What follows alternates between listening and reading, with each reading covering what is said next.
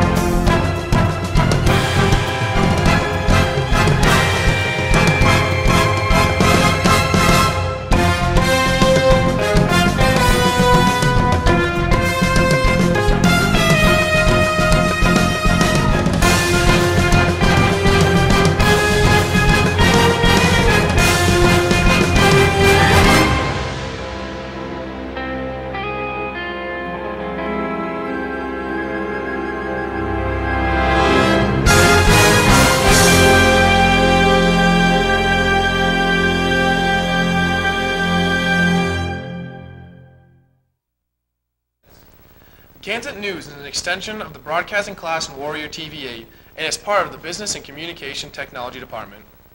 And now,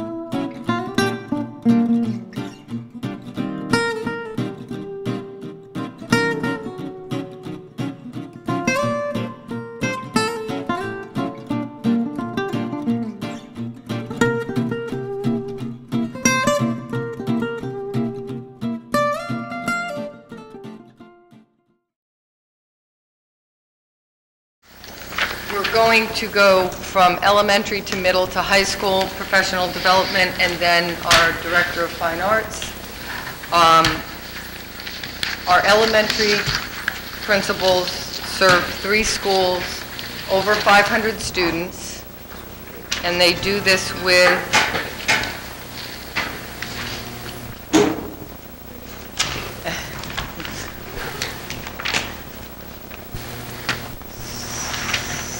so I don't know if you've met both of these lovely people. They've been doing an amazing job for us. And as I said, they supervise 3 buildings, over 500 students, which is 1/3 of our population. They have 1 phys ed teacher, 1 art teacher, 1 music teacher, and 1 guidance counselor for all 500 students. And last year, what you have in front of you is last year's budget that they were not responsible for, but were basically have supplies. And this year, we're looking at level funding them. Would you like to talk a little bit about what your first impressions are in the school, where you're at, how you're making do with the monies that you've been given this year, and what you look forward to for next year? Sure. Thank you. Good evening. Pleasure to be here. First impressions, community is generally supportive of public education. The teachers are very well equipped, and the students are fantastic. They're just great kids. It's been a joy to serve you all. The budget is what it is. It's not easy times. Not a lot of money we're talking about for elementary ed, but we're doing the best we can. And the goal really is to help all kids learn well. And I think we're off to a good start. Shantae knows what she's doing, and she basically tells me in advance what I should be doing, and as long as that continues, we'll be fine. Thank you, Shantae. Thanks, John. And over to you. Yeah, great. My first impression is the teachers are very hardworking and do a lot with a little. The kids are phenomenal and very respectful, and they work really hard, and they come to school ready and are joyous to be working with. I am amazed at the way the teachers have taken resources and manipulated them, even though there's minimal resources, and made do with finding free resources online or copying or stealing, not stealing, that wasn't the appropriate word, borrowing from colleagues and stuff, so they really work together well, and that's pretty impressive to see. So I'm new to doing budgets, so this is a first world for me. Thanks. So we're talking $42,000 for an entire school year, for 3 schools, and for over 500 students. There isn't a lot of book money, although they both have very intensive professional development around Readers and Writers Workshop. Their schools have shown a steady increase in the MCAS scores over the last 4 years because of their teachers' hard work. These programs don't come without a need for books and other materials. In the math line, you'll see that all the money in the math line is to purchase the workbooks necessary for the math program that they have at the elementary school. They're currently supplementing this information with new professional development, and they just are really scraping together what they can to make their schools go. So I really wanted you to meet them. They're not asking for any more money. They probably would like to, but I really wanted you all to recognize how limited and how deficient the budget really is for our elementary kids.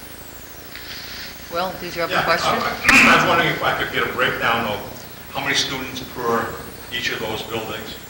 How many students? I approximately have about 125, give or take, K to 4. That's not including the preschool. And that's in Baldwin? No, that's Phillipston. Phillipston, how many?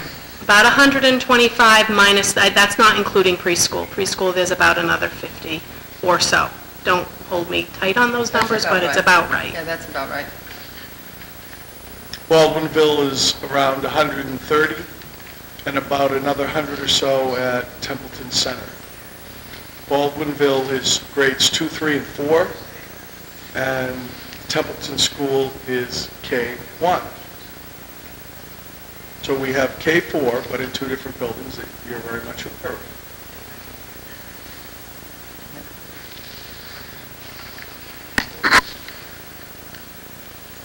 Those are approximate. We also have, I wonder if that, so we have about 75 students per grade in Templeton, is that right? Yeah. Yes. Yeah. Class sizes went up this year. We're over 20. Correct, right. And I know that the third grade is like 25, 26 now, because we've had a lot of new enrollments coming in. So there's 3 teachers per grade. There's about anywhere between 23 and 26 kids per class. So if my understanding is you get about 230 in Baldwinville, 175 in Templeton Center, and between the total is about 180 in Phillipston. Approximately about 100, I'd say 170. 180 sounds like a lot. 170 what? About 170. 170. That's including preschool. That's including preschool, right.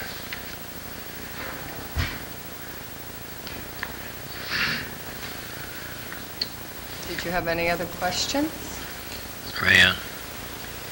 I have a question on the reading supply in Baldwinville.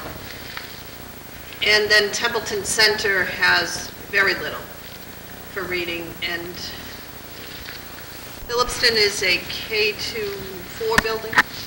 Pre-K to 4. Pre-K to 4, as is Baldwinville. Okay, it's in line. So Templeton Center doesn't have an equal amount. Is there a different program, or do they have all the books they need, or? I'll answer that. These are the numbers that were put in. These are our current numbers put in by the prior principals that were there. Okay, so this is the total. We're committing to the total dollar amount, but it might be spread differently. We had to readjust the Templeton students last year. We moved kids around so that we could reduce teachers. In K1, 2, we combined TC and Baldwinville. So when a lot of the teachers went over to Baldwinville, those were all the kindergarten teachers, and we had already purchased all the supplies for reading last year through some grant money through TLA. And so we got a lot of the packets of books we needed for the Readers and Writers Workshop for K1. And then 2, 3, and 4, they put some money into those Just Right books, leveled books, this past year. So I think that it's probably not going to be spread out this way. We're kind of waiting to see what happens through the budget process, and then Shantae and John will sit down and think about where they're at currently, because they also have a math initiative. But we've been trying to level fund the budget. Right, I noticed the math initiative is high in Phillipston and not in Baldwinville. And okay, so what we're saying to this board is you're voting a bottom line figure? Correct. This is how the money has been spent and manipulated this current year. We don't know what it's going to look like for next year. We have 80 kids coming in for Templeton for kindergarten. Right now, if you put those in 3 class sizes, you'd be up close to 30. So you're looking at increasing a kindergarten class. So we're not quite sure where we're going to need the money, and what we might be able to get from some of the current years of budget, if it's available. So we're trying to level fund the budget without really having all the pieces in the right places right now. So this isn't really an FY13. This is the FY12 expenditure. You're just using the same sum of money. Correct. And those, with the goal that each student would have an equal amount as the need is. Correct. Right. And it's hard to tell. We are looking at, it's really premature to do a full-fledged budget for the 3 schools, because we're looking at potentially taking one of the preschool classes and moving them to Templeton Center, although there's another program being started at Templeton Center which isn't up and running. We don't know what that's going to cost for some of our behavior issue kids. So it's, all they really get is supply money. So it's really looking at, they got a bottom line of each school for supply money, and what does that look like? And will some maybe get shifted between the 3 schools potentially. But again, we're in February and we don't even have the kindergarten enrollments up and running yet. We could spread this out by pupil if you want, or we could put more money in all the lines. That would work. For the Don't see kids. that happening. It would work for the kids. So what I was saying is, if we're voting a bottom line, then this information is really so fluid that it really doesn't have much that we can comment on.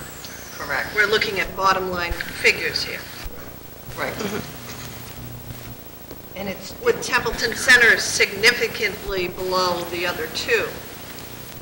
And even though the student difference is about a third. And I think it's because we put so many resources in kindergarten and first grade already. I think, Patty, do you have some of that information off the top of your head? You know those kits of books that we bought for all those? Right. We did a lot of work with kindergarten when they transitioned from half day to full day, and a lot of resources were used I in that. guess my question would be, rather than, I know you're looking at level funding because that's what the directive is. Yep. But if you weren't, where do you see your weaknesses for student learning and student comfort? So that guidance issues, outside issues as they stand. So if we're looking at what you have, you're saying all is good. We're striving to increase student learning and the community at large with learning. Where would you see, I'd like to see, what you would say you need? And, you know, if you're saying we don't need money, we can do it all within inside, then that's a message as well. But if I were to say to you, what's your weakness? Where would you like to have support, which involves finance? What would your answer be? Other than a new building, because I can talk about that, we'll put that No, aside. not a new building, because you Okay. have to function in this building for a Okay, year. so I'll leave that speech for another day. However, I think that, you know, certainly 1 or 2 more teachers, and I'm speaking for myself now, because of the cuts, we're higher than we would like to be in an ideal world. Okay, 25 kids in an elementary class, just too many kids, but Is that the average? Well, it's at least 23 to 25. yeah, in an ideal world. So I would add a teacher. And the second thing I would do... And that would be in Baldenville, Mhm. not Templeton Center? Yep. Except for the K. Kindergarten. Well, the K, yes. So 1 in each building. Right, with the K coming in, yes.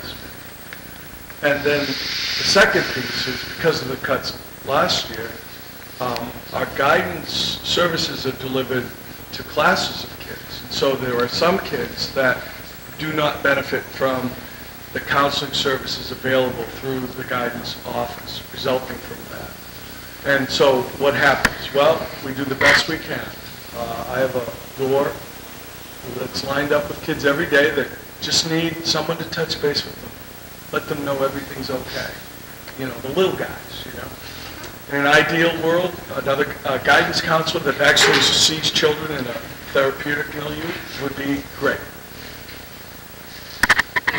That would be what you would say would serve your immediate needs. Absolutely, for the children, yes. And Shante, yours is... Very similar, yeah. Reducing class size. I think that the class sizes, with the exception of the second grade class I have, is they're all over 20 and upwards of 25. Our kindergarten class is 25, and the room is really small. There's not enough space for them all to really be 5-year-olds in school because they like to move. So that would be wonderful. Resources like technology would be something that I'd like to have addressed, because with class sizes this big, if the schools go to the computer lab, there's not enough computers for an entire class. So they have to share, or the teacher will work in small groups with kids, and other kids will get individual time on the computers. Support staff to work with the kids with higher needs. Like John was saying, we have kids that, have emotional and social issues that really do need check-ins And we don't have that. It's me, it's, you know, the secretaries if we're not, you know, readily available. So to support the kids and help them, that would be fantastic. I could go on and on about, Right. in a perfect world, what I'd like. You know, resources that are, you know, new and updated. We're moving towards, you know, addressing math issues. You know, there's materials involved in that, and there's training involved in that, and there's setup involved in that. The teachers need time to do that. So those are all things that I could ask for if it was a perfect world and we had the money to do it. And if I were a community member without an educational background, I would say, well, why can't you open your door and service students? But you have a big piece coming in now that's taking a lot of your time and is going to impact learning, which is your evaluation system. Which means you have to be in the classrooms and not at a place where that door is then open. If you're going to do that job, that support staff is important. I thank you. That was what, I needed that information in case the community says, well, I did it last year, what's the problem? Good point. I mean, we have data that shows what the problem is. But Right. in order to move that data, some of these pieces are part of the answer that they don't have. Technology in certain buildings is important as well. So I thank you. Well, thank you. Does that mean I don't get a plug for the new building, or you want to hear that a different? Let's hear, can we hear the plug for the new building? Yeah, I want to hear the plug for the new building. I'm probably walking into a hornet's nest. That's However, okay. I have to advocate for kids, and the building's 90 years old. You know that, give or take a couple of years. It's not handicap accessible. The handicap accessibility law came into effect in 1976. This is now 2013. The walls contain lead paint. The school building contains asbestos. And in 1987, there was a recommendation that we build a new school. 25 years ago, 26 years ago. The average expectancy of a building, around 50 years. The law says that every child is entitled to the same education. Lead paint is toxic. Exposure to asbestos does cause lung cancer. And 25 years later, we are still committed to build a new elementary school. And so if you look at it from my perspective, which is solely about the kids and their education, it's unconscionable that we're talking about building a new school. And you're the people that support public education. So my job is a hard one, but the sale will be vigorous. We have to get the word out, and we have to involve parents, and we have to educate the community about what the needs are. Now, that doesn't mean we're going to get a building overnight, but if we don't, we're subjecting ourselves to a greater cost. If you look at the violation of the law and kids not being able to get into the school building because they're handicapped, which was a law back in 1976, or that there's asbestos, or that there's lead paint. And so I think the time is now. However, it certainly wasn't the time to add more to this budget, and so I appreciate your questions. You know what I'm saying? I mean, you deal with what you have and you do the best you can. I admire the community, I admire the kids, I admire the teachers, and I respect what y'all are doing. But that's my pitch. You'll hear it often. I'm going to be relentless.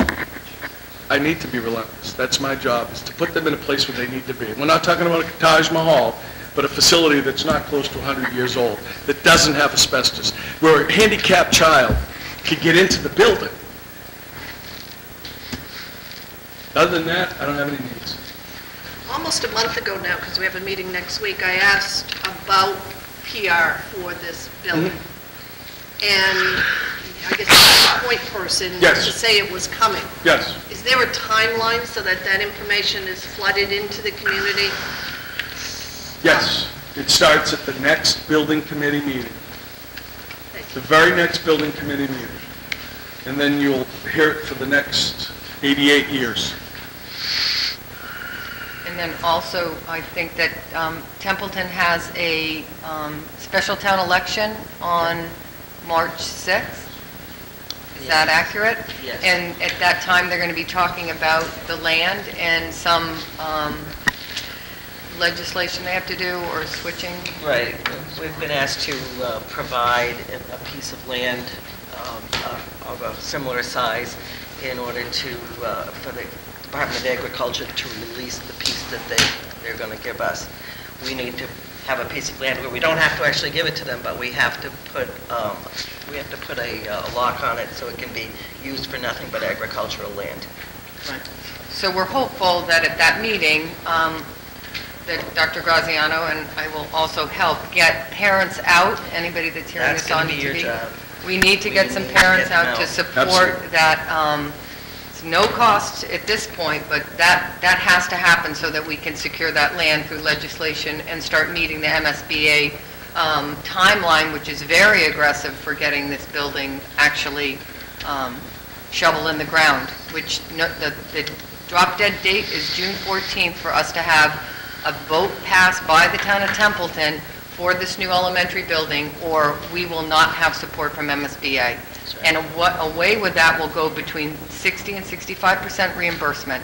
And so it's tough times, but I think that the elementary building has to be moved up to be a priority. And so, Rayanne, thank you for asking that. We are definitely going to start putting a full court press on getting the word out. We and you, we need to have a full,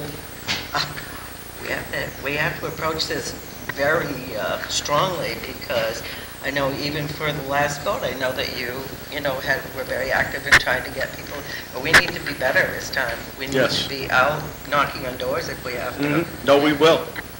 We'll knock on doors. Believe me, it's going to be relentless. Not tomorrow. Is that what you said? But thank you for listening. All right. Well, thank you both for coming. I'm glad you came out and let these people meet you, community members. It's nice to put faces and names. Thank you very much. Thank you both. Could I have the names? Dr. John Graziano. John. And Shante Gilson. Yes. Wonderful, excellent principals. We were lucky to get the caliber of principals to our district, and they're doing a great job. Thank you both. The kids are amazing. We have wonderful children. They really are so well behaved. I coach basketball too. Okay, no, Kids are so well behaved. Now I'm getting hooked, but I mean, not one problem all year. 13-year-old kids, never seen it. So they're great kids. Thank you very much. Thank you. So, Mr. Cushing, our middle school principal, goes next. How many students do you have, Peter? As of Monday, about 494. So I'm here today to do something that hasn't been done for the Narragansett Middle School in a long time. I'm here to fight for the middle school. The simple fact of the matter is that last year we took a 3 full-time equivalent hit in a reduction in staff, and the year before that was 2 teachers. And if you'll turn to the first page, a little bit of history. I'm sure some members of the board are aware. Middle school was established in the late 1990s. I think it was 1999. I was graduating college at that point and had no idea where Baldwinville was. Lucky you. In 1999, there were approximately 625 students in the middle school. We have approximately 500 this year. That's a reduction in 125 students. A good average for a full-time equivalent to student-teacher ratio would be 20 to 25 students per teacher. I'm going with a higher average of 25, so we've had a substantially larger cut in staffing than would have been warranted by the loss of students. We've lost about 7 more teachers than we should have based upon staffing. And when you look at things like Unified Arts offering students electives that make them want to come to school, making other subjects really accessible to them. So that's just a quick hit of the hits the middle school has taken over the last couple of years. Accountability, when you talk about the new evaluation, well, a part of that is the statewide accountability and relating to the comprehensive assessment system known as MCAS. And when you look at us, this is Narragansett's, this is from the Department of Elementary and Secondary Ed's website, and you can see all students and white students, which we are 93.8% 6% light at the middle school are not meeting the targets. All right, that's inverse from other districts.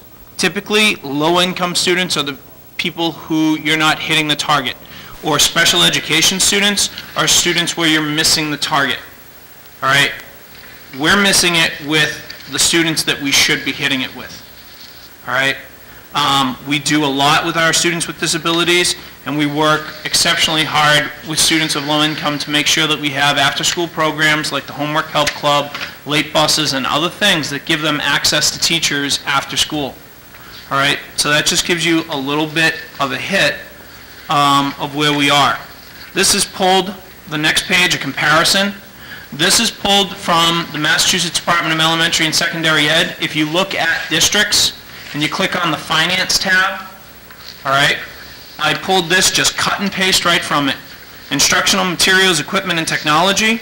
And if you want to look over to the per pupil, all right, for Narragansett Regional School District, it's $152 compared to the statewide per pupil expenditure of $424.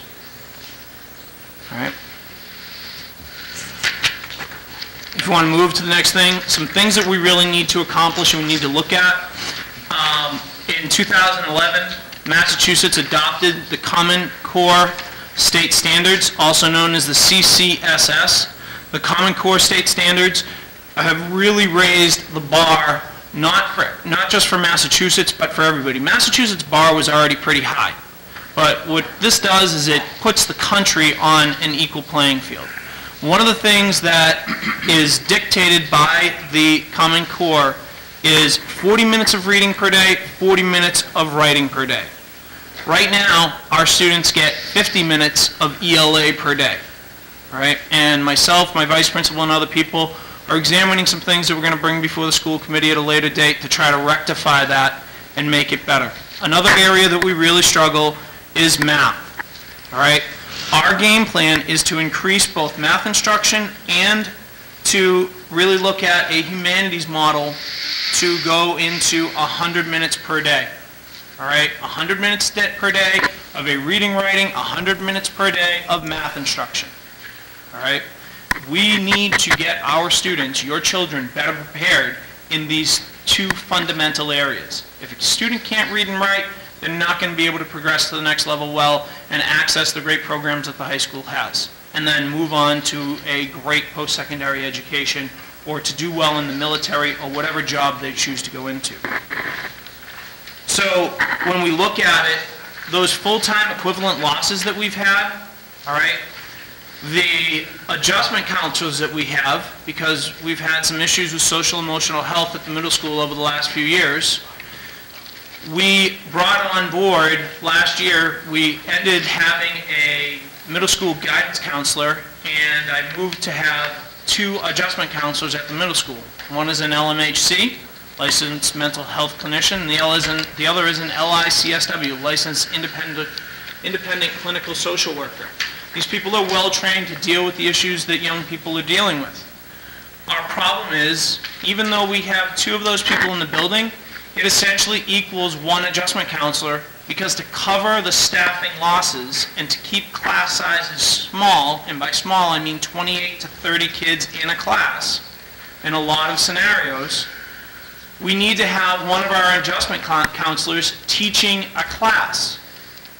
An adjustment counselor should be going into certain classes and supplementing the bullying curriculum, supplementing some things for self-management and young adult leadership and those types of things. But because of our staffing shortages, we have to have those adjustment counselors teaching classes each day. So they teach 2, all right, but when you put the 2 of them together, that's 4 classes.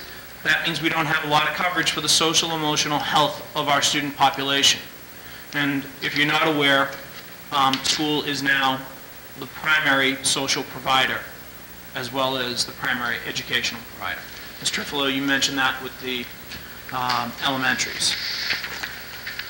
The math outcome is where we need to put a lot of our resources, and our staffing has to be examined to have teachers teaching in their strength and hiring subject-specific, content-strong teachers. This year, we have every teacher teaching their subject matter of strength. All right, but we need to still do a better job of that. We need, and with some reshuffling and some stuff, we can make a great middle school with one full-time equivalent math hire. All right? That's our need right there when it comes to staffing. Yes, we could use more, but honestly, a couple of years ago, I've said this to the Commissioner of Education, and I'm going to say it here. A couple of years ago, we cut into the fat. 2 years ago, we cut into the muscle. And last year, we ripped into the bone and we amputated a part of our middle school. All right, that's a simple fact. Looking at supply lines, I'm going to start at the top. There's an increase in the conference. There are certain things that a new vice principal and other people need to go to for the evaluation training. The legislature has changed numerous laws over the past couple of years as it relates to schools, specifically over expulsion and exclusion of students. And those are very dangerous and tricky waters for a school to be in and not have good training in. So see this as kind of a preventative medicine thing. Art supplies, we've done an inventory of our art supplies and we can cut back there. Math supplies, we can deal with some manipulatives and cut back a little bit there and get to some math needs further down the line. Music supplies, we can also cut there a little bit and build back over time. Occupational ed and robotics, we have invested heavily into the robotics program over the last few years, and we can add to that base now without having such a substantial investment each year. Okay? Physical education supplies, we're looking to do some things different with physical education. Right now, basically our phys ed classes, we have two that run simultaneously, and they both use our newly renovated gymnasium, or they're outside. I'm asking my physical education teachers to do something different. I'm asking them to start looking at yoga, Zumba, Pilates, and something that is known as Project Adventure. Project Adventure are high elements, challenge course type things that will give our students an opportunity to explore different types of lifelong physical education. All right? And the plan that I've discussed with my phys ed teachers is that if we were to pay for the training, that they would offer classes in the evening for seniors and members of the community to pay a nominal fee to come in. That hasn't been fully fleshed out. I know some people from where I'm from that love going to Zumba in the schools. All right? And it's an economical way that gets people back into the schools and sees what's going on there. And that's where the physical education professional development comes in. Those things do have a nominal cost to get people trained to do yoga in an appropriate way, to do Zumba, to do Pilates, to do those types of things. Reading supplies, we're investing heavily this year with the TLA and the Readers and Writers Workshop in order to have classroom-based libraries that allow students the opportunity to choose their reading and to grow at their pace with teacher conferences and teacher direction. So with our heavy investment this year, we can step back a little bit there. That's a loose number though, that 83, 86, 33, 52, that is a loose number, okay? Science supplies, I had to have a conversation with my science teachers. That number was initially $17,000. But, you know, some of the things are like lab tables. Our lab tables do need to be replaced.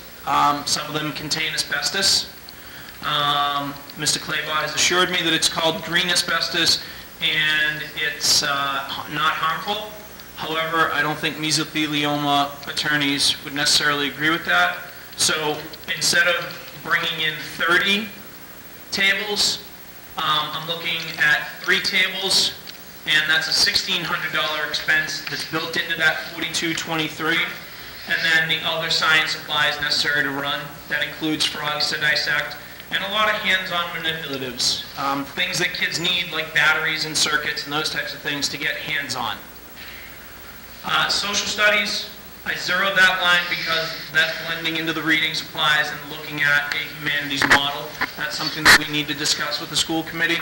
So nothing is set in stone, all right, but I'm going off of my goals and my objectives for the future. And what I think, as Mr. Graziano said, is absolutely best for our kids of Templeton and Phillipston. Health office supplies, we have an increase there, new nurse coming in and really looking at the needs of the health office and making sure that there are some things. Sorry, I jumped because I was looking at health and cooking. Health and cooking, we're just level funding that. Mr. Bond does a tremendous job. He does a health class, but he also teaches kids in about 3 or 4 lessons how to cook some healthy items. He does a lot of his purchasing through Ed Podrazik at the district cafeteria, and we're able to save substantially on those items. Textbooks. These aren't kind of must-haves, these are must-haves. We do not have a textbook for 7th and 8th grade mathematics. I would like us to look at a one-to-one iPad and the opportunity for our students to use an online textbook. But the reality is that many of our families, I think Templeton and Phillipston only have about 74% internet connectivity. And an iPad is about a $500 expense per student. Unfortunately, I don't think the middle school, at least, is at a place where iPads are a viable option. I hope they are. I wish we could do that. But right now, I think, unfortunately, we're stuck in the textbook realm. This is an estimate at about $100 per textbook for grades 7 and 8, and based on the numbers of students in those grades and some fluctuation with students coming in, students coming out. Our 6th grade this past year took a heavy increase because there were a lot of students who came from Sacred Heart and Holy Rosary who were Templeton students who simply started accessing their education. Science, grade 5 has not had a textbook in 10 years. All right. That's something that we're looking to hopefully do by the end of this fiscal year, but that's something that we need to talk a lot about. We need to look at textbooks. We need to look at a lot of different things, and we need to make sure that we make a good, sound decision. The issue with a lot of these is that you're probably going to see textbooks coming across as budget lines over the next few years because of the Common Core state standards. The change in the standards is going to necessitate a change in teaching strategies, teaching tools, and student accessible items. These are the quick hit lines. There are others that I did not put on here because they're staying pretty much static. My philosophy, my goal is to provide a world-class education allowing our students, your children, be they grandchildren or be they children that live in Templeton, in Phillipston, the opportunity to compete with other schools in the Commonwealth. All right? And I know that we have a road ahead of us, but I really am asking you guys, you hear me say it a lot, it's a great day to be a warrior. I need your help to make next year a great year to be a warrior. And I know I'm asking for an increase. I know I'm not going for level funded, but I can't sit up here and say I'm doing the best for the children of Narragansett if I'm asking for level funded when, honestly, I see the middle school as having been underserved and cut deeply over the past several years. And I'm here to fight for them. And that's my presentation. Thank you very much. My first ever. So. Very nice job. Just one quick question. What does ELA stand for? English Language Arts. Do you have a breakdown as to how many of the students in the middle school are Templeton and Phillipston? I don't have that off the top of my head. I want to say the number is about 130. 130 Phillipston, so that would make it 370 Templeton. But I can get you better numbers on that. Well, I think that if you look at the income sheet that I gave you last time, we typically go by the October 1 numbers when we're doing the appropriations. So if you look at that percentage, it's probably going to hold true for each of the middle, high school, and elementary buildings. So you look at the bottom of that, you'll see how many Templeton students are in and how many Phillipston. And don't forget that we take a large number of school choice into our district, so there are many students from many other towns as well. So it's hard to look at the numbers from how many Templeton kids are being served. We like to look at our regional district as all of them are Narragansett students, regardless of where they come from, when they enter our district. There is a separation at the elementary, however, because you have different towns, but from 5th grade on, we kind of look at them all as Narragansett children and don't really separate it out. We, just so you know, right now, because of our staffing shortages and the high class size numbers that we have, of 28 to 31, we are not accepting school choice at the middle school right now, 6, 7, and 8, because our numbers are to a point where we wouldn't be able to appropriately service the population that we have. We are accepting it in grade 5. Anyone who comes, we are accepting, but we can't justly serve more right now with our current staffing. It's an Peter, do you have any idea of how many new incoming students you've had since the beginning of the year? Because we've had a lot of new enrollment. We have. To be honest, I want to say that the unexpected numbers in the 6th grade from Holy Rosary and Sacred Heart definitely caused an issue with the 6th grade. We had a spike in the 6th grade of almost 15 children. That's the number that's coming to mind right now. And the 7th and 8th grade pretty much held static. And then over the course of the year, we've had, I would say, about another 12 students come in who either moved to Templeton or have chosen to access Narragansett Middle School as their educational opportunity. I will say one thing. I have students who are coming to the school who say, we hear about what our friends are doing. We have a person enrolling on Monday who's gone to Gardner, has school choice to Gardner, but is coming home.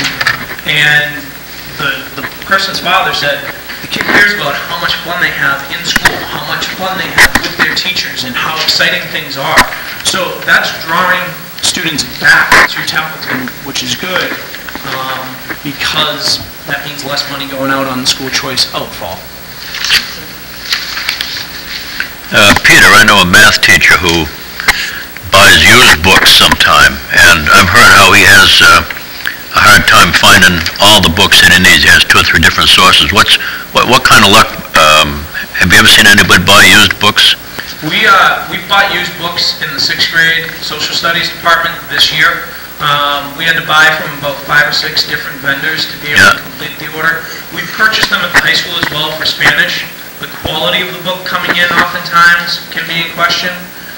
We've been lucky where most of them have been very good, but some of them are on their last leg as well. And the issue with buying used books right now is, because of the Common Core state standards, they're outdated. So purchasing them as something to move forward isn't something that would really be a good option, because we'd be using basically a typewriter instead of an iPad. I would love to do it. I'm all for it. We buy used reading books. We buy used anything we can. It's just the textbook we probably need to make sure is aligned with the CCS. If you do that, how much money can you save? Any idea? You can save, honestly, you could get a textbook in fairly decent shape for $1 instead of paying $70. All right? But, we could get a textbook from, the 60s for 5 cents, but what good is that going to do our kids? That's our dilemma. This was very informative, thank you. I just went back to the first page under where you have the whites not meeting target, which is unusual, as you pointed out, with the other subgroups. Assessment, is that coming as part of PD? An assessment piece, it's not, it couldn't be in your supply amounts. Actually, there is a line, we do have a line for assessment. I didn't put it on there. The line for assessment is well funded. I think it's funded right now in the neighborhood of $20,000. But that's also for us to look at the area of, we were using the GMATE and the grade to do some assessments a few years ago. The problem is that they are not or have not aligned with the Common Core. So we need to find an assessment that aligns with the Common Core that would be a good pre-test and a post-test for us, or a pre and midway prior to the MCAS, to give students an assessment to really help us target this. But because the GMATE and the grade were not changing, and a lot of those assessments are still coming out and haven't been vetted, for a small district like us to invest in one probably would not be a wise decision. We actually need to wait on that, at least at the middle school. We need to wait until we see what larger districts do and how viable and how well vetted invest is before we invest in it. Because when we invest in an assessment system, it's a long-term investment. And usually we get to keep the books. This year at the 8th grade level, we use the College Board's Ready Step. The Ready Step leads into the PSAT, which then leads into the SAT. The Ready Step is a newer assessment. They gave us a tremendous deal on it of about $1.85 a student. And we keep the test booklets so the teachers can refer to them and have the data. The data will be going out to parents in the next 2 weeks. Thank you. So the assessment that's funded is in the professional development that's coming up? In other Correct. words, Yes. that would be there. You'll hear that 20,000. Yeah, I was looking for assessments that also change instruction. Okay. So that but I thank you very much. And I Very important. see those replacements that she made in the grade being the assessments that will inform practice. The other thing too is hopefully we'll be able to add that math teacher, and then the game plan is to have two math teachers at grades 6, 7, and 8 to have the ELA and the social studies either be humanities or be ELA and social studies where they're teaching interchangeably. All right, so then they can do common assessments, they can common plan effectively, and you know, if I were teaching and Miss Miller were teaching a class, I'd be a better teacher. I have no So if we were teaching the same class, she'd come to me, she'd hand me her students' assessments, papers, whatever, and we would exchange them and grade them. And it would be a way for us to work together to improve our own experience. Right now, every teacher in the middle school is a singleton. There is one 6th grade ELA teacher. There is one 6th grade science teacher. There is one 8th grade math teacher. They work in isolation, they work in vacuums, and they don't have the opportunity to hone their practice. And the game plan of adding one full-time equivalent with some other things that are going to be discussed with the school committee in the near future will give us the opportunity to substantially improve our students' academic health with a very small investment. Thank you. Thank you, Peter. Excellent job. Very first budget presentation. Did you give that first guy something different than the rest of us are going to get? That's what I want to know. Only you.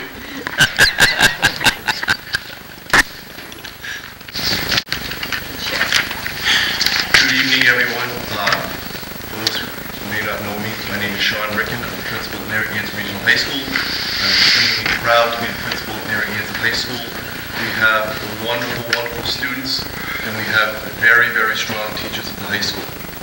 I am here to fight for the budget.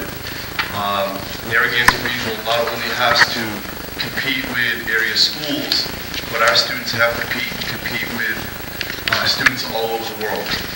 And when you go out and look at the resources that area high schools have, specifically here in Massachusetts, because mostly on standardized scores, we're at the top of the chain, and you look at the resources that we have here, we certainly don't have as many. The budget process for the high school is a little bit different. We are governed by the New England Association of Schools and Colleges, and they require that we have a written procedure which we have to go through every year. Just to give you a little bit of background, the budget process for the high school started back in October. I have what's called the Principals Advisory Committee, and the Principals Advisory Committee meets with me once a month, and they advise me on things that are going on in school. They're mostly comprised of department heads at the high school, directors, and what have you. I had asked everybody back in October to do a zero-based budget. Line items, all their line items were zero. Through that, the department heads and the directors went back to their teachers, and from that point, they developed the budget. They presented that budget to me. We had some talking points. I kind of tweaked some things, and everything that you have is our gross numbers. I have all the backing behind here in this binder. If you'd like to see it at any time, you can come and see what the actual dollars are spent for. I did not provide a total number because there's a number of lines and a number of areas in here that we might be able to put in professional development or into other areas of the district, and it would greatly reduce that number. Basically, the budget that you have in front of you is to maintain current programs with some additions. And a few of the key talking points are, we're a member of the Mathematics and Science Initiative, and it was a 3-year grant that actually Mr. Cushing here was directly involved with and did a wonderful job in getting that grant here. We are at the end of that grant. There is some opportunity for us to continue with the organization, but there is an expenditure to the district. But we're looking at potentially putting that in a professional development line and tweaking some things and see if we can move on and stay with that program. Basically what we're doing here is we're looking to replace the current retirements that we're having in math and business. We want to hire a long-term solution for our Italian program, which we currently have, which is very, very strong, which we have some backing by Fitchburg State University and the consulate. We're able tonight to record this proceeding with a small studio that we're in the process of developing, and we'd like to continue to move forward with that so that we can have a good opportunity for our community members to view these important meetings. Part of one of the good things that we've done over the last 3 years is that we've been able to fund a testing program, which this last year we've tested all of our sophomores and juniors for PSAT testing. It's a great indicator for SATs, which students need to take, ACTs, which students need to take to move on to college, as well as provide data for us for advanced placement courses that we currently have in high school. Another talking point would be to replace aging books. Our current chemistry book is 1993 version, so it's 20th anniversary of that book. And we have a number of English books that need to be replaced, and we can replace them anyway. We can go with paperbacks, we can do e-books, we can do iPads. We've used them, some iPads this year to help out with not having enough books and timing and what have you. One of the other great programs we have at Narragansett Regional High School is the Freshman Transition Program. It's a summer program for all of our 8th graders transitioning into the 9th grade. And it becomes a pretty high expenditure. It's about $7,000 for us to run that, give or take a few hundred. And obviously it gives our freshmen a good advantage. It allows our upperclassmen to be role models for our kids when they come up here. We're always trying to look at things differently, trying to tweak some things. For instance, I'll give you an example. A couple of years ago, we were trying desperately to get electives for our students. And we had full year courses in psychology and sociology. This year we went to semesterizing those courses so that we could open up the window for other students to take world religions, Massachusetts studies, and some unique courses. We're trying to do the same thing.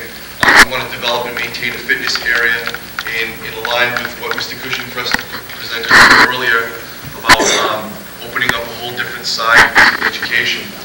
Currently, we have about 50% of that cost donated in a donation account, and we're looking to solidify that. And that would provide electives for us. Currently, we have a robotics course that's being taught at the high school. We've shared some teachers with the middle school, and we'd like to move on to an advanced robotics course. In partnership with the middle school, in partnership with the middle school, we'd like to infuse the world language program into the middle school. We'd like to potentially go to 6 through 12 department head situation where we could have some vertical articulation going there. We need to really take a look at our current athletic director situation.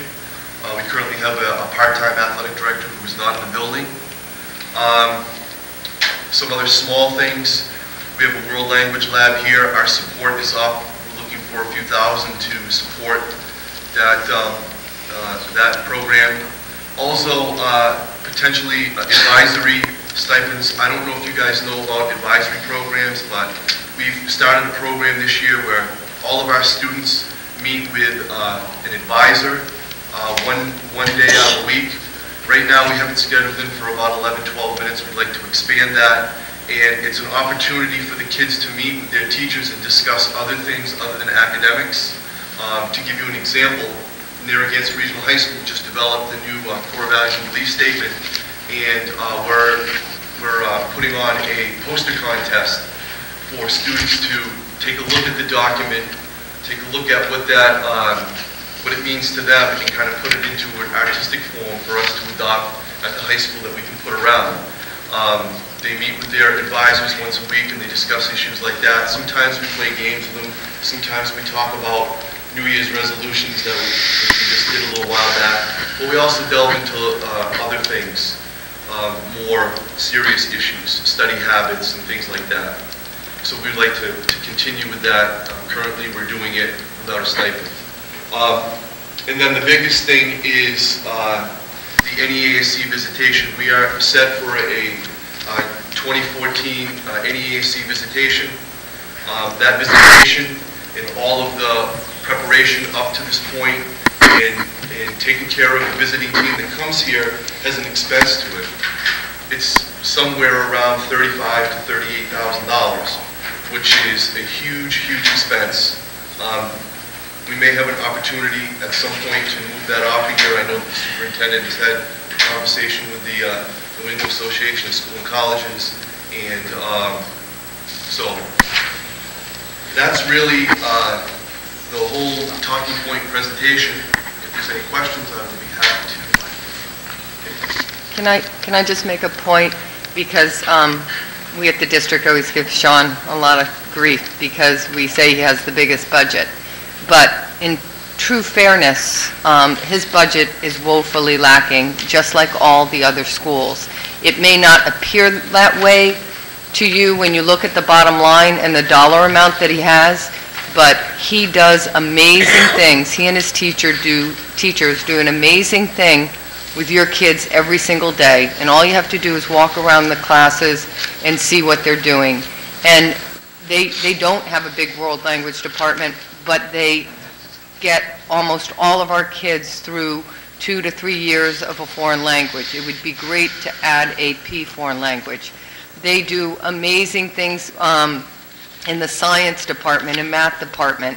So is it an artery wound for Sean? Maybe not, but any cuts, you know, if you're thinking that you could potentially take this budget because there's a lot of money in it and cut it, then you're not going to have a comprehensive high school. You're not going to have a high school that not only serves kids that go to Harvard and prestigious schools, you're going to hurt the kids that need the business program, need the computer programs, thrive on a robotics hands-on program.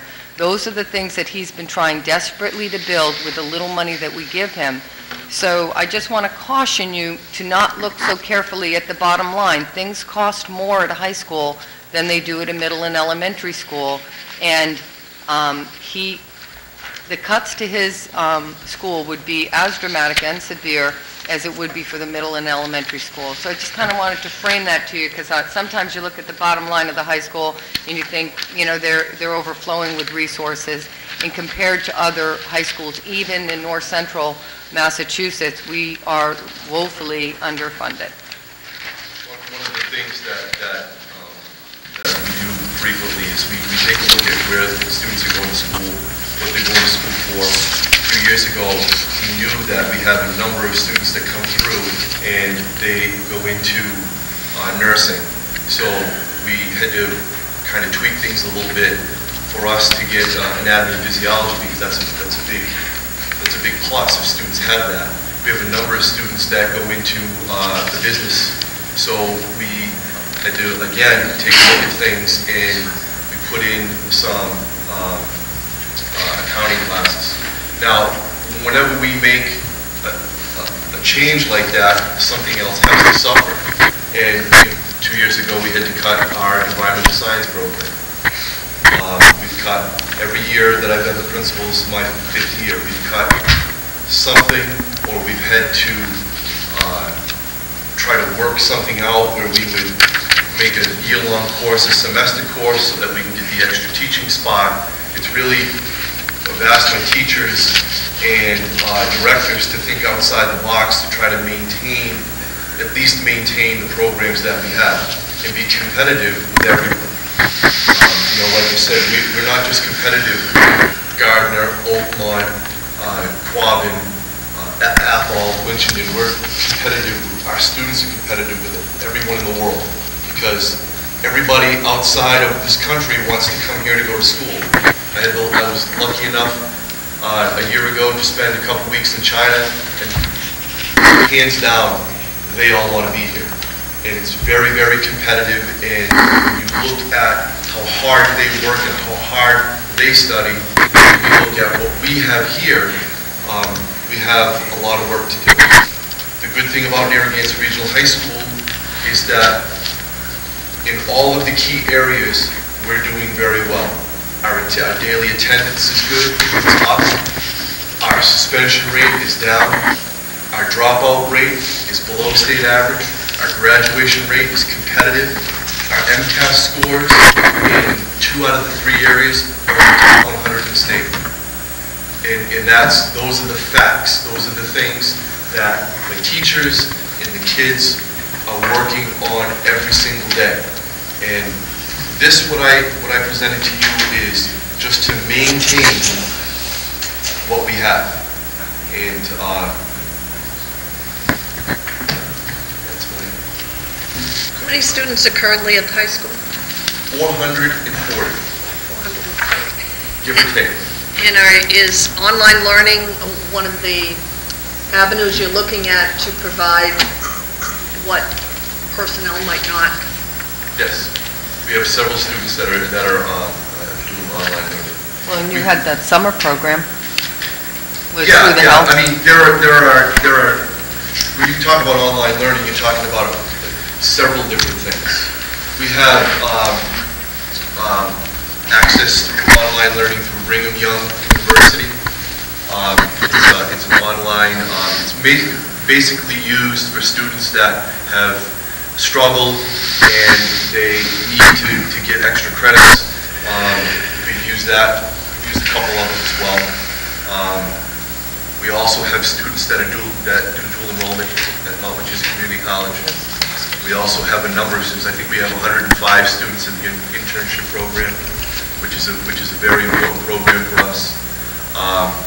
And the students that are doing those internships are working in the communities, and they're working for free, and they're doing great things. I have a question, Sean. So that my figures aren't grossly wrong compared to yours, what is your grand total for FY14, and what is the percentage increase over FY13? Well, I mean, I just sat here and added these up, and if I made a wrong what does your number come to? Well, what is your number? And we can play that game if you like. I'm a teacher. How about 128? 128? Okay. That's switched last year's, or? No, that's what's in this. That's what's in this number. And then the second question on MCAS is, what's the percentage increase over FY13? 50%. I figured that because I was looking at the other figures. But if you look at the FY 8, 9, 10, 11, in FY 10, this same budget that I'm presenting to you is $180-something thousand. And the high school was cut to 80, was it 89 last year? 80-something, we cut $100,000. So we were able to maintain this year on a lot of things that we're not able to. To give you a big example, you may look at the science number.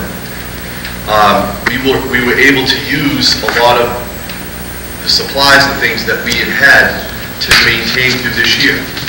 We were also able to utilize the MIMSI grant to pay for some of those supplies. It's no longer going to be an option. If if you look back at FY 12, 11, 10, you will see that the science was always in the $20,000 range, but this last year it was in about $9,500. We're back up to about $17,000 because those are the programs that we have to, that's just to maintain our bio, our anatomy, physiology, our chem, and our physics. Those are the 4 options that we have for our science right now. We used to have environmental science and environmental issues, which was cut. So those are our options for our students. Our figures don't jive for outreach. Go ahead. Most of the breakdowns are self-explanatory. On the last one, I think it's the last one, next to the last one, high school office, why the big jump in, maybe there's a reason for that, the accreditation, 12,000 and 38,000. Right. The 12,000, if you look in FY 12, it was 0. We're part of a year-long accreditation process. So the 12,000 in FY 13 is just the co-chairs and the 2 co-chairs and the leaders or the committee chairs for each one of the 7 standards of the NEASC, plus the money that it costs for us to do the endocott study. We're in a year where we're doing a pre-self-study for them to come and audit our program. So this is in preparation for Yes, next year they're coming. Okay. So we have to provide the co-chairs, the chairs for each individual department, and then they have 16 people that are going to come here Sunday, Monday, Tuesday, and Wednesday, and we have to provide opportunities for them to places to stay, food, and things of that nature. Oh, okay. Right. So that really isn't anything that's going to the school, it's to provide. That's really the main. I mean, if you look at all the lines on the office supply, they're mostly all level funded. More or less, yeah. More or less, except for that one in the dues line. But the dues are what the dues are. We're members to serve. How many students actually participate in in this Italian thing you want to pursue? Higher long-term solution for Italian. It doesn't say course. We have an Italian program here at Narragansett. Yeah. It services about 80 to 85 students. Through the 4 years? What's that? No, that's just the Italian 1 program. I think totally, I think all of my teachers have between 80 and 100 students. But we have multiple sections of each one. Virginia's done. I have a question. I just one more, and I'm sure you probably already know. NEASC, just tell me what it is. New England Association of Schools and Colleges. Thank you. That's our credit. That's the organization that accredits our school. Thank you. And they come in evaluate us every 10 years with a 2, a 5-year, and a 2-year report that needs to go on. And any special progress reports, there are issues there. I mean, we haven't, in this budget, I didn't even outline the replacement for the library media specialist, which we currently do not have, which is a requirement under the NEASC. This is to maintain the current programs that we have at the school, and, with some small additions that we can tweak out with the middle school and maybe share some staff that way. Given that the numbers in the elementary and the high school are 28, up with 30 in the middle, and understanding that the schedule is different in a high school, but are there areas where there is teaching and the student population is very low for that class? Yes, there are. I mean, I can give you the statistics. We have approximately 20 classes at the high school currently that have 24 or more students, and upwards of 31. And then we have others that have a lot less. But what I try to explain to people is that if I run a physics honors course or a physics AP course, have to run the course. It's part of our program. And so when you're looking at the high school and you're looking at, students who struggle, we have MCAS, they have to pass. So we front load those courses with lower class sizes so that there's real individual instruction to help them get to that passing mark.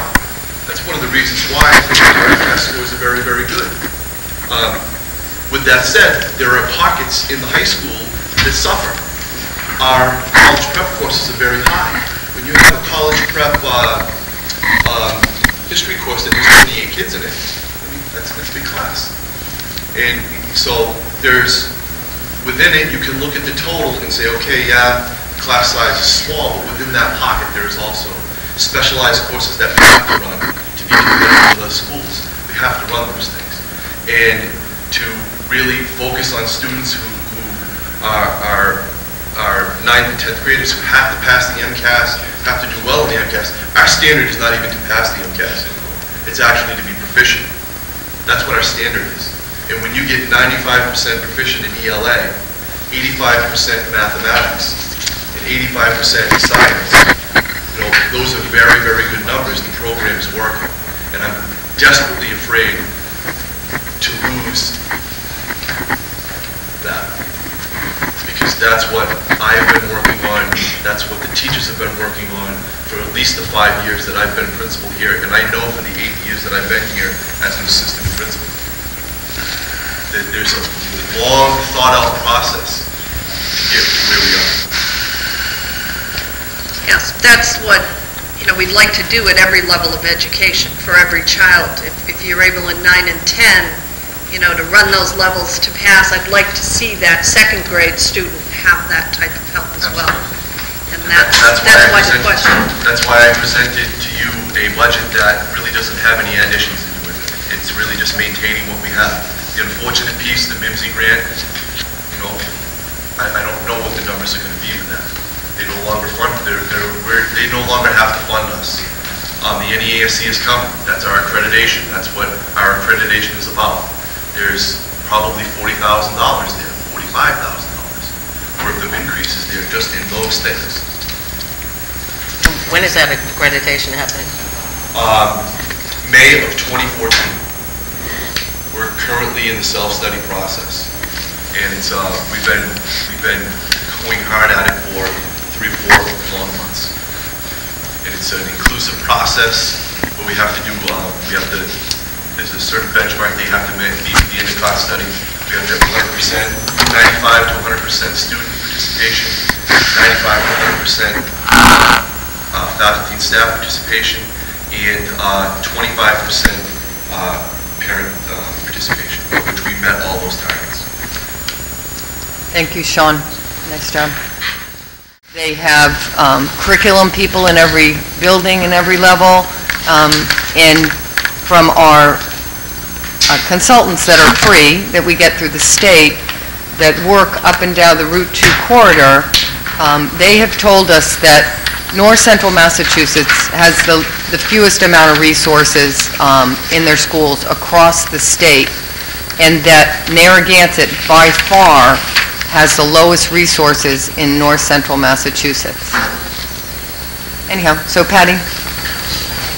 I'd like to start by talking a little bit about the rationale for what we're asking for. I want to let you know that closer? There you go. Is that better? You're good. Okay. All right. So I want to start by telling you about our district. That is a document required at the state and federal level. And it's a document that requires us to identify areas we want to improve on. So we had a very comprehensive process this past fall, and we identified some strategic objectives. And I've listed 2 of the strategic objectives for you tonight. And the first one involves a rigorous curriculum. You heard tonight, you heard earlier that we are transitioning to the Common Core standards. And so one of our big initiatives is to align our curriculum with the Common Core. In addition, we're working on identifying standard-based outcomes, developing assessment, and changing our instruction. The second objective that I want to bring to your attention is a focus on school leadership. With all these changes, it's important that the school leadership get up to speed with all the different mandates, the obligations, and also understanding the Common Core practices. So we'll turn to the next page.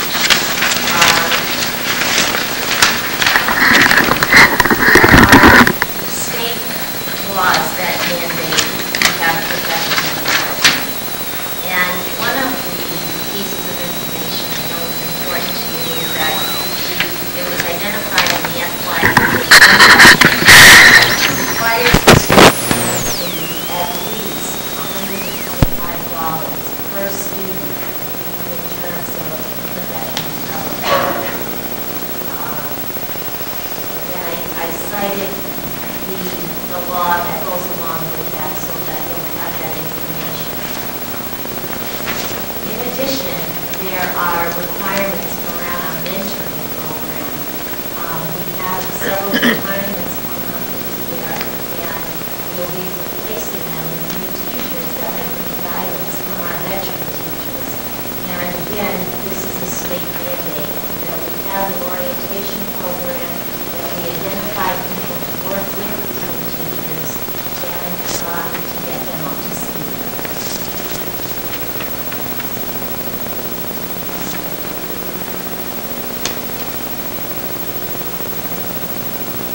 The next piece I want to talk about is our contractual obligations. Article 12 with our NTA contract states that professional staff is entitled to a graduate level course reimbursement every 2 years. And that rate right now is $867. The UFCW, the PARA organization, also passed in their contract a reimbursement rate totaling $700 for coursework every 3 years.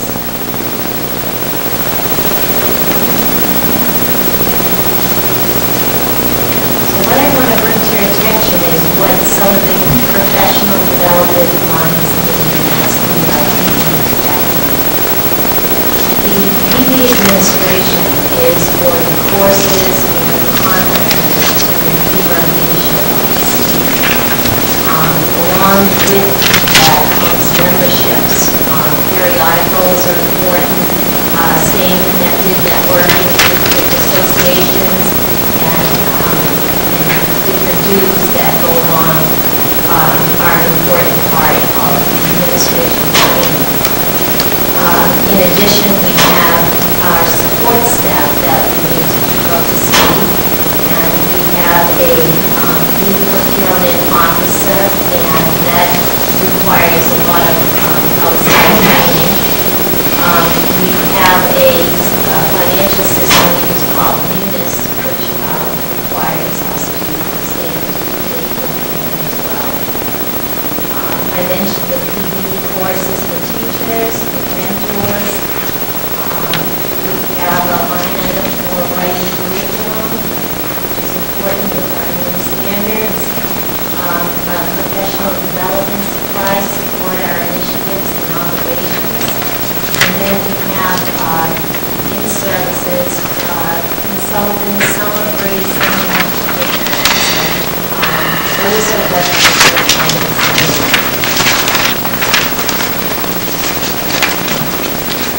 The next part is a breakdown of some of where the money was this year and where we hope to have the money for the coming year. As you can see, we're asking for an increase in professional development administration line due to all the mandates that are now before us, including the new evaluation system. The membership line, where we anticipate we will keep that the same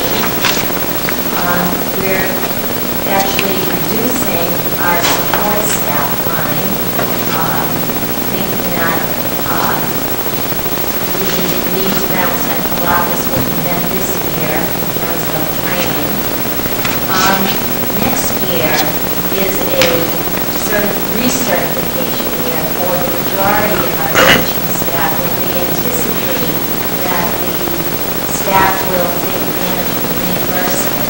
So we are anticipating influx of course requests. This year we're using our money for curriculum writing, and we're not looking for curriculum writing funds this coming year. And again, for our training mandates, for our supplies, we're looking to maintain what we have this year in order to support our initiatives. And we're looking for the same amount of money to continue with our in-service line.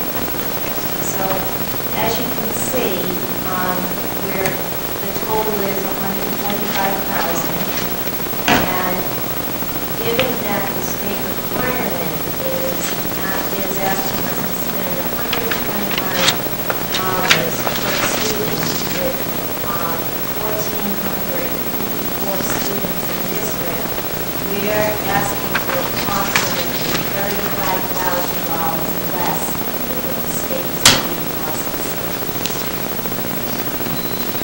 And that 125 figure was from 2001? So that's from 2001 they anticipated us spending that money. So I'm sure it's gone up since then. Thank you, Patty.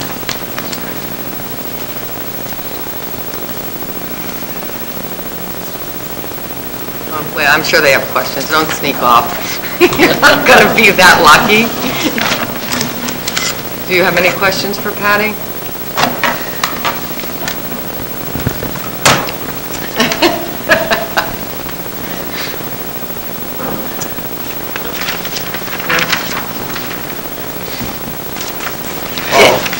That 125 per student, you're saying that that's required, but it's not enforced, or that's a suggestion, or?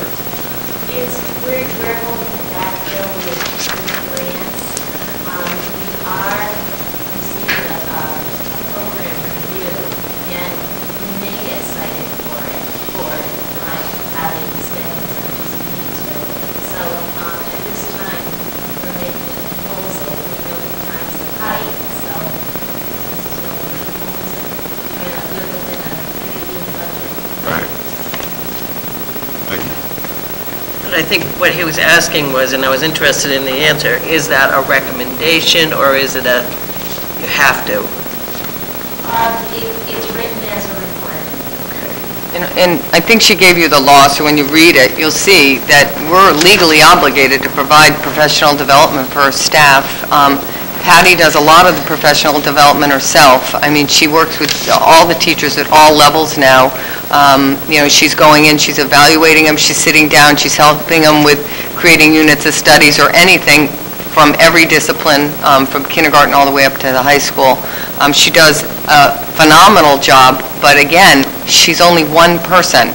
And so all the professional development, she's great at finding, you know, people to come in for free that are quality. We have the DSAC people, which is an acronym that I can't remember, but it's a group of people that by the state that come in to help us, and they're very, very good. And because of Patty's relationship with them, they're doing things they started earlier and continue to do things with our staff that they wouldn't do other places. They genuinely think very highly of both your teachers and your students. And so we're fortunate. We get a lot of free kind of in-service stuff. We had a consultant help us walk through the district improvement plan. That consultant comes to twice or three times a month for free to work with our math teachers in grades 3 and 4. So, I mean, yes, our budget's low, and it's just really the amount of work that Patty does to pull all these people together to get all this training and support for our teachers, you know, really at next to no cost. So it's to her credit that we're where we are, and that our scores are starting to, you know, ever so slowly incline up, which is what we're looking for. Anyhow, thank you, Patty. Question, that 1454, does that include the school choice students also? And once we take a school choice, then there are students for the rest of, as long as they want to stay here. It's not like if there's school choice, we can say, now our class sizes are too big, you need to leave. Once you accept them, then you've accepted them throughout. We had a lot of kindergarten kids come in the last couple of years. We committed to them for, as long as they want to be here, and hopefully they want to stay right through 12th grade. Do you have any state aid grants? Because this law says from state aid funds on professional development. So do we have state grants other than the leadership one, or are there more? Is that the only one they give us money in? Can't use federal. Right. Right. Well, we have the literacy partnership grant that we've written and applied for. I mean, it wasn't an entitlement grant, and ones that we had to write and apply for. That we've gotten that for the last 3 years. We don't know if we'll get it again. We've gotten about $13,000 on that one, right? And then the DSAC grant, which is that group of people that come for free. Not only do they come for free, they give us money. That's about $10,000 a year. And then we also have the, what's the grant that's $42,000? It's an entitlement grant. The Title IIA grant, which is about 40. That's federal? Oh, sorry. But if you add that 23 to the 40, you're getting up to 168 to get to the 182. But looking at the law, if they were to say something, well, say, what state aid funds? When this law was written in one, they were putting money into the school. Right. They're not now, and they've turned it around and said the towns have to do that. Right. So it's, there's something that they could cite us, but there's a response to that.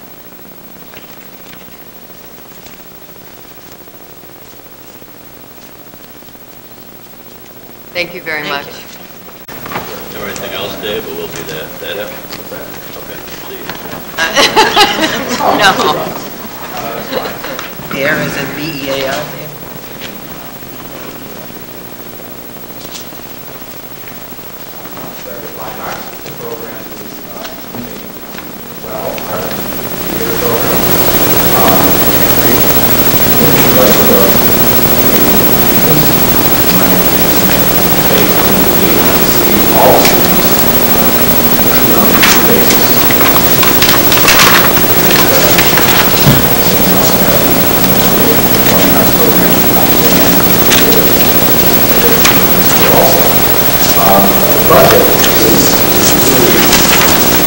separate, but then it also belongs to the elementary budget to the place that you don't middle school, probably this also, and high school also. To our school, we separate it out, but we belong to just to quickly just tell you the offerings that we both have high school and middle school. Home arts, probably the place that I want to look at, particularly the music program, 5 to 12, 5 to 8 is really growing very, very strong. It has been said, you can see that you have the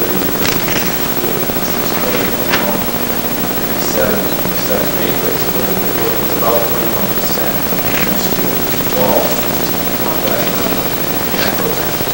We have 7 pre-Ks in the chorus, and it's about 14%. So we're getting a good number of that group. And there is some crossover, so 25% some numbers that are participating. And that's a voluntary program. Nothing meaning what we do is required by the state academy say you have to have this program. It's voluntary, no funds. 9 through 12 is only constantly right now, it's only performing ensemble that's offered with the best of the rest of the course also in states and high schools that have not understand that it's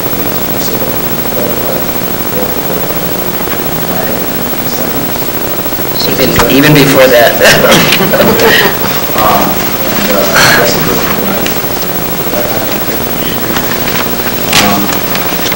trying to put that on. It's running in middle school. Marching bands, 7 to 12, so 5 to 17, 5. Football, 5 to 16.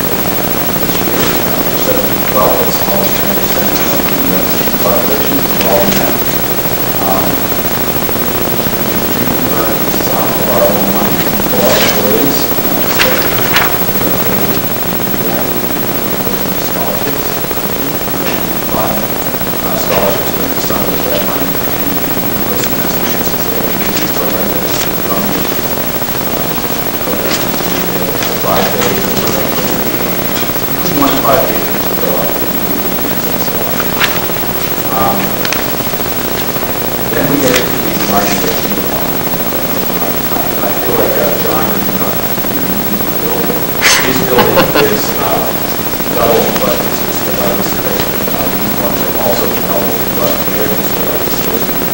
They purchased, I want to say 87. That's the estimate, they're about 5%.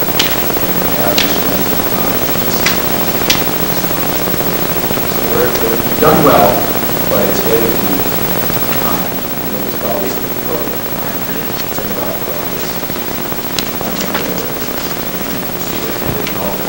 satisfied with the budget. That would be the kind of thing that I'm not sure that. So I thought I'd get it in there. Right, and just to put this in perspective, if you look at, he serves a lot of kids outside of the school day. These are the programs that keep our kids doing really safe, healthy things and keeps them active in the school environment.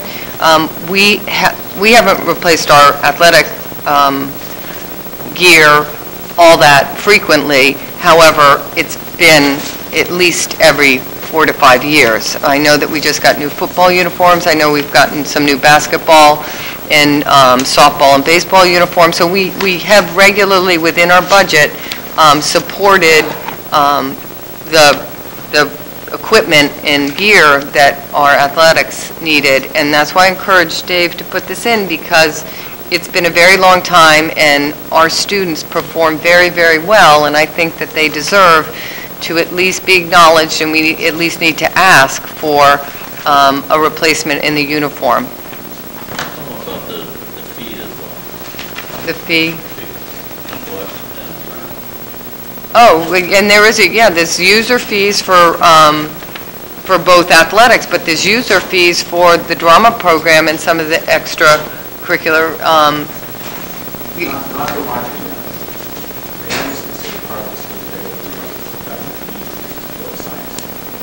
Right. But your drama program does. And how many kids were in that this year? Well, musical, we have 50 kids in musical, we're around 60 plus one in high school, and most of them so we're running like the musical, we're around. We're in that line. Right. It's engaging a tremendous amount of students, these programs.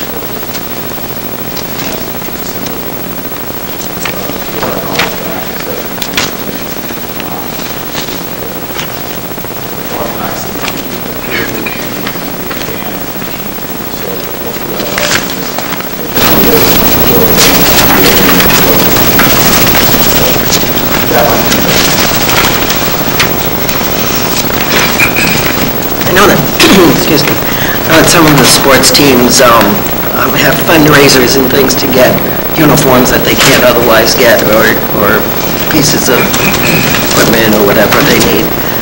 Have you done any of that? I don't believe I've seen sports teams here raising money for uniforms. I feel like there's certain things that we should raise money for. We raise money to help bring in this year. We're raising money for those things. We obviously raise money for the community. Be able to take that money, profits from our shows and those that. I have some feelings that we should be responsible for some things. No uniforms have been purchased with fundraising money that are utilized, but you know, all that extra gear, sweats and jackets, and that's the extra gear, not the actual uniform themselves. You're right. Sweats and... Music boosters, music boosters do raise money to help with jackets, sweatshirts, those kind of things. Yes. They also raise money for scholarships. Sport uniforms have been more regularly... and they've gone 25 years? Yeah. When's the last time you asked? Yeah. I just want to make a point. Under my tenure, he's asking. Yeah, I didn't hear it since the high school in 99. I haven't asked for them, spoken about it a lot. The band was very small at that time. I wanted to buy uniforms for 20 years. It just didn't seem like so I was waiting for the to grow a little bit. And the uniforms have been okay, but I didn't hear it's time. So I have personally asked for responses over those. I have not commented.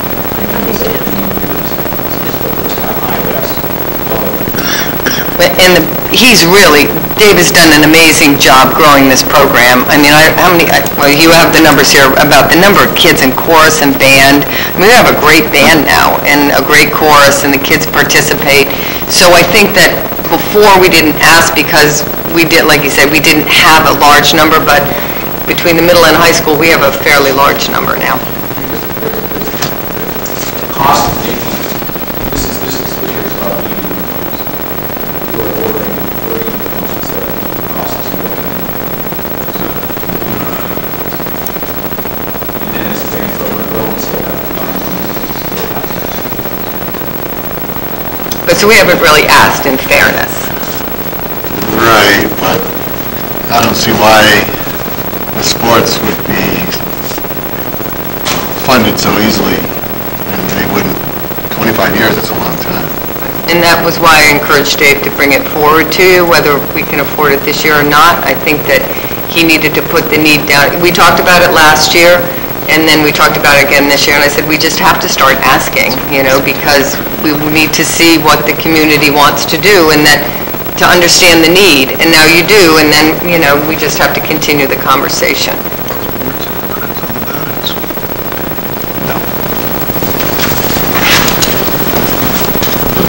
I was going to say, personally, I mean, I think, you know, it's interesting because the band will show up, you know, like Memorial Day exercise, and I look and I go, those are old. And I've noticed it. I've noticed it's like, no, but it's like all of a sudden the kids come walking by and it's like, you're kind of in, and I noticed that they're getting in rough shape, and they, you know, and I think it'd be a wonderful thing, and I think it would actually, you know, it would like boost the school spirit a little if, you know, that, if we could do that, you know, it would. It'd be like, oh, sure. You feel better.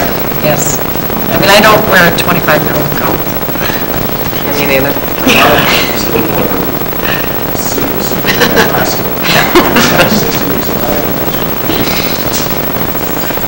you have any more questions for Dave? Thank you, Dave. Great job. Just a comment, I enjoyed your last performance, Anything Goes. It was very, very enjoyable. And the number of students involved in it was impressive. It's very good.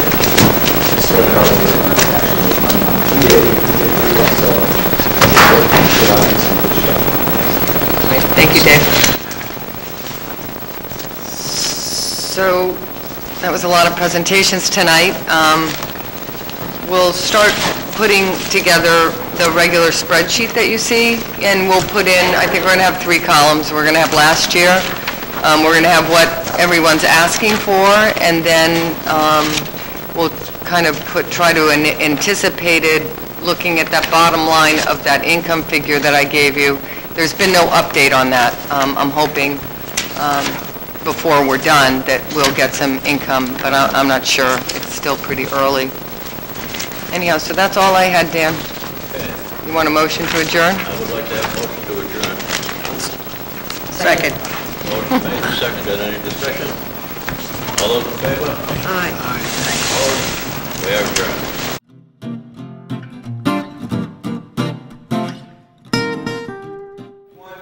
Have you bought your Anything Goes DVD? No, I have not. Why would I buy one? Why wouldn't you buy one? I don't know. They only cost $5, and my girlfriend's leading role. Why? And they're on sale now. It's unbelievable. Why? Do you have $5 with you? I do. Can I borrow it, please? I really want to get this DVD. Sure, man. They're running out soon. I have to go see Mr. McEwen right now. We before they run should. out. Anything Goes DVD. On sale now. Make sure you get them while they last. The high school broadcasting class at Narragansett News are selling a DVD of the play of Anything Goes. Watch all the fun backstage and in the caf along with the brilliant performance on stage. The cost of the DVD is only $5. The DVD, Anything Goes, can be purchased in the Kiva. Make sure to see Mr. McEwen. Don't miss out on all the fun and great performances. Purchase our Anything Goes DVD today. Broadcasting class and Narragansett News with Scott Favreau and Charles Montalbano. This has been a presentation of our first live school committee meeting. Thank you for watching. Bingo!